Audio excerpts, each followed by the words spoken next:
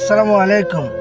ওসমান হাদিবিকে আল্লাহ তালা নিয়ে গেছেন, তাকে আল্লাহ তালা দিয়েছিলেন না, আল্লাহ তালা নিয়ে গেছেন। তবে আমি দুটো জিনিস খেয়াল করলাম, যে এই লোকটা কিন্তু গত শুক্রবারে আহত হয়েছে, গুলিবিদ্ধ হয়েছে।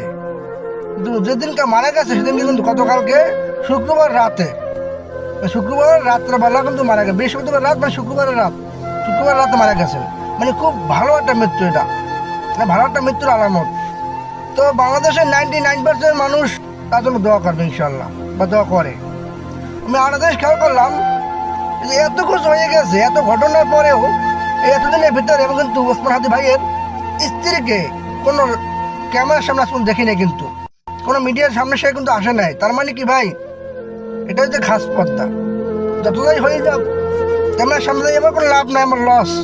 সে হয়তো আল্লাহ তালার দরবার থেকে কামছে, কিন্তু ক্যামেরার সামনে আসে নাই। ভাই আপনার জন্য দোয়া রইল, আল্লাহ তালা আপনাকে জান্নাতের উচ্চ মাকাম দান করুক এবং আপনার